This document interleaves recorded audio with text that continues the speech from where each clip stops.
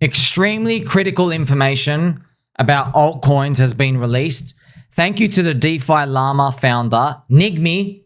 So Nigmi, friends, has actually calculated kindly for us how much money people have lost on Soylana and how much money gets actually extracted. And they've actually calculated your odds of winning at the casino. So with meme coins, this is kind of funny. I'll just show you the critical part of it, all of it. Look at this, friends. After 20 rounds of either trading, right, or pretty much trading in coins, you get only a 3% win rate in these altcoin JPEG coins. Now, we use meme coins loosely.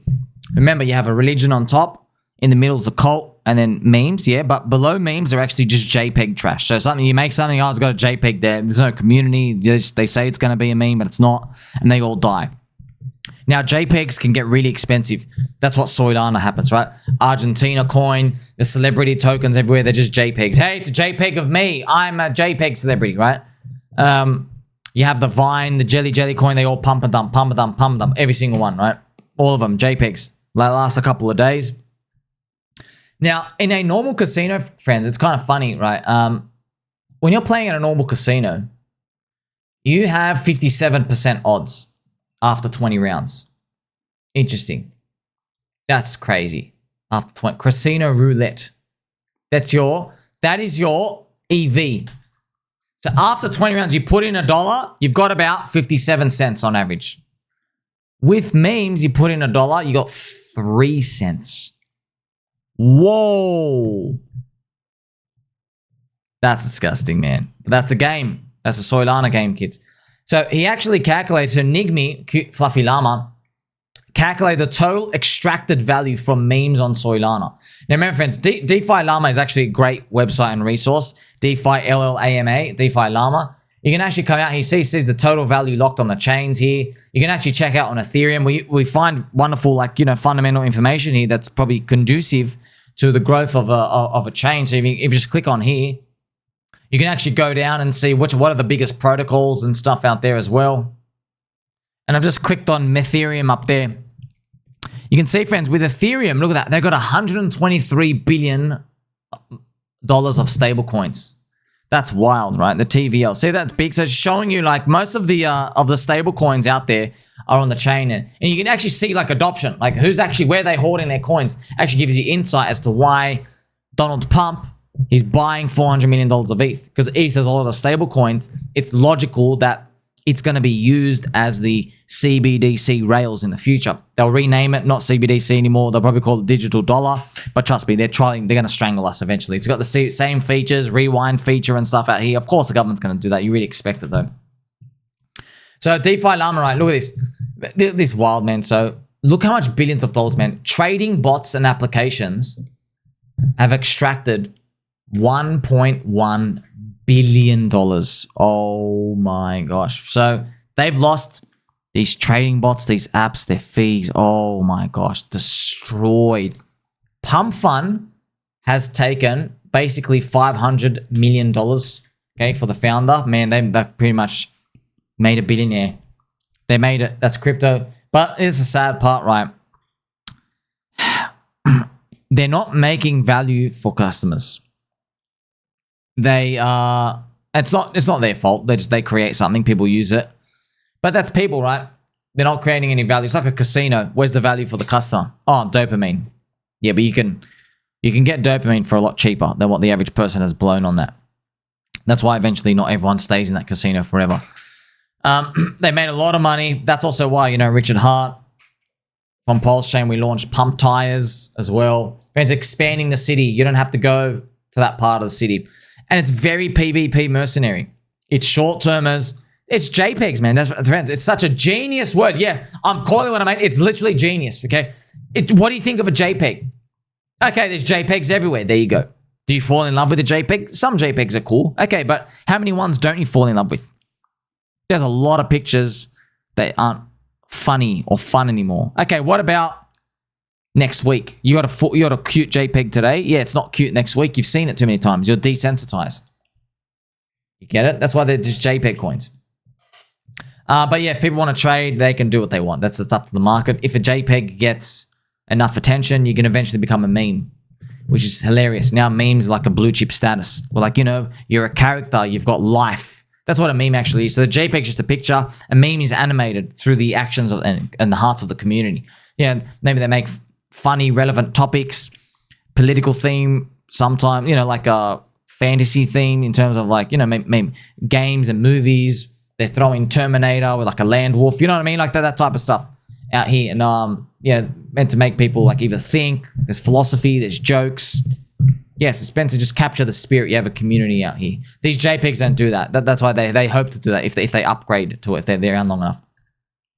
Miner extracted value, almost $2 billion stolen from the users. My gosh. Now, Ethereum has a lot of it as well. So MEV, friends, it's a plague. It is a literal cancer. It is disgusting. MEV is, friends, I'm not joking. Some people have said these people deserve capital punishment. MEV is the equivalent of, there's a mother and a child. She needs to buy milk. She goes to the front of the store with a bottle of milk, and then a thief comes out, puts a gun to her head, and says, "Give me that bottle right now." Let's say it's $5 for the milk. They say, "Give me that bottle right now." She hands over the milk. They put the gun to her head, and they say, "Okay, you're gonna have to pay me $5.10 for it. You're gonna have to pay me $5.10. But the tag's only saying $5. So, well, she doesn't want to get killed, right? So she gives the criminal, the thief, the MEV bot, the quant fund nerd, the scum, she gives it $5.10. Yes? And then the MEV bot goes to the cash register, right? And then gives them the $5. So they basically pocketed that 10 cents. Now, that's what MEV bots are doing all day, every day. They're taking advantage. Now, you get scammed by MEV bots, friends, all the time. So if you leave your slippage too high, you've learned the hard way. I've learned the hard way many times. Everyone has. Like you accidentally leave slippage for a coin at 20% and you forget the setting and then you go to trade next time. So the MEV bot sits in between. Because if a coin is $10 and you've put your slippage to 20%, okay, I'll just show you now. Let's say a coin price, this is the chart, right? Let's say it's at $10 and you've put your slippage at 20%. Well, effectively what happens on chain is you are telling the chain you are willing to buy up to $12. So what the bot does is the bot comes in, they buy at $10.01. They buy all the way up here and then they put the offer up here and in one transaction you actually buy $12. That's what they do. So you don't get to buy the quantity you thought. You just said, "Oh, I'm willing to pay up to $12, but that's what is done on the setting. And that's why the MEV exploits it. Now, how can you participate on MEV on Soylana? Apparently, it's an insider's game.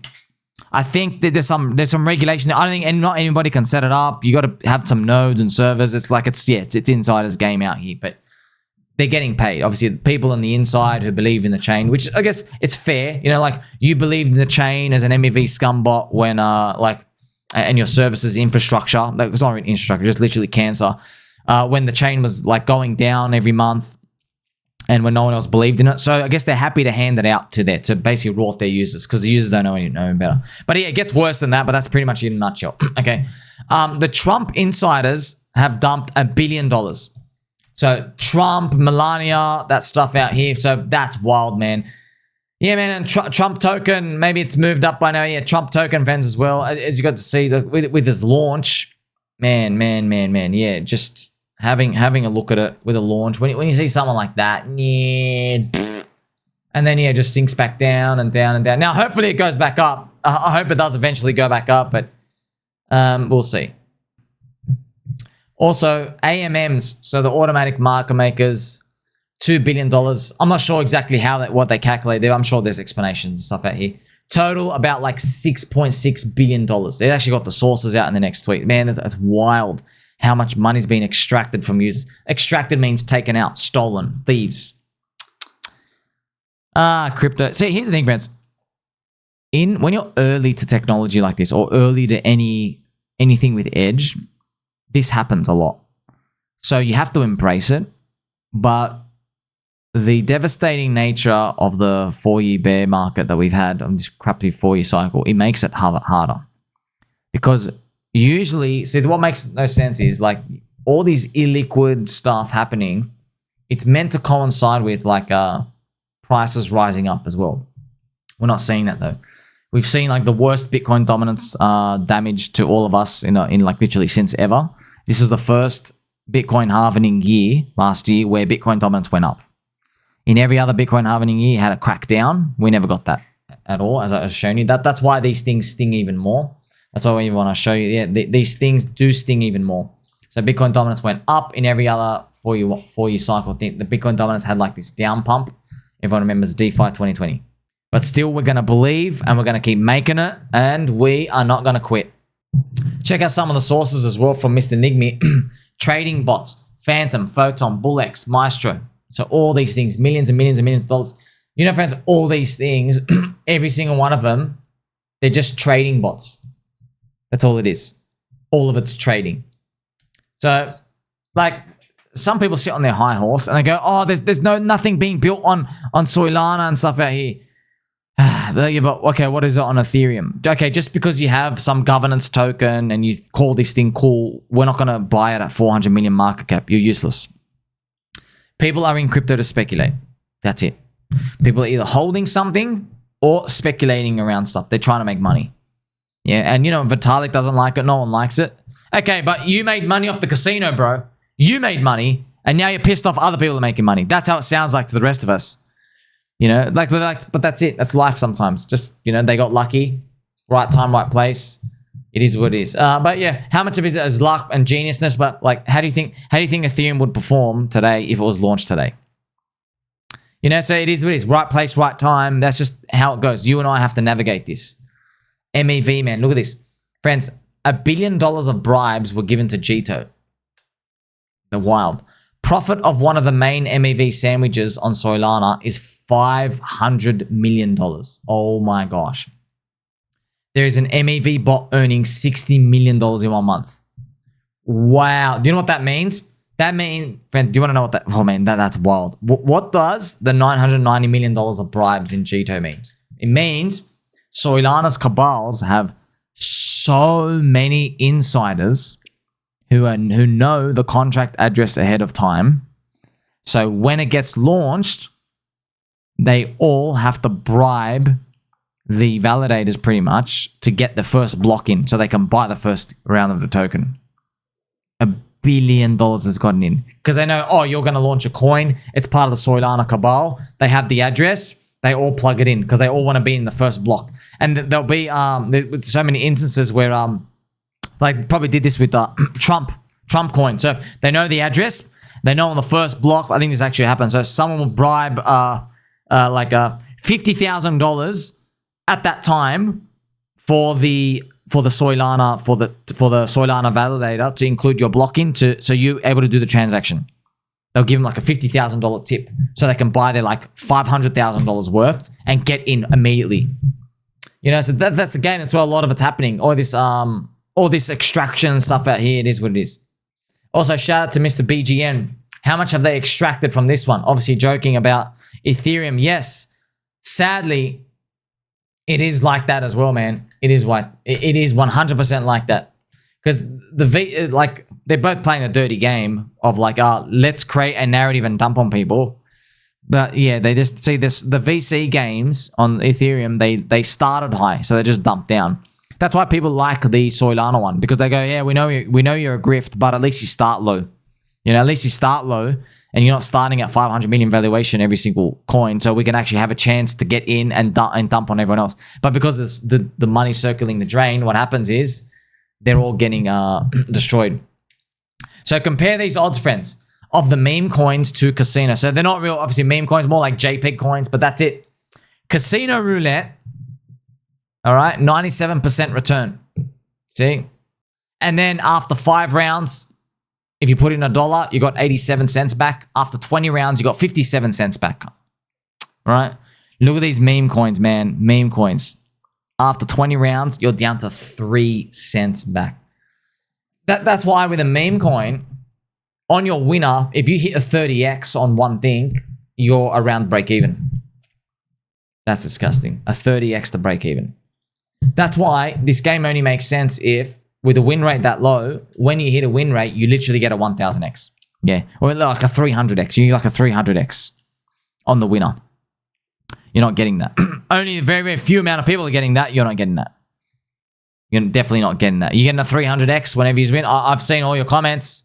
You're like, hey, I made like this 12x on this one thing, and then you round trip it. Because you need it to go that 300x for it to start making sense for your portfolio. Meme coins, only like a 10% win rate as well. Like, it's actually less. It's 1% win rate. So it is what it is. Shout out to Mr. Mog Temps. Send it on everything or one. Mog it. Mog it. We're going to make it.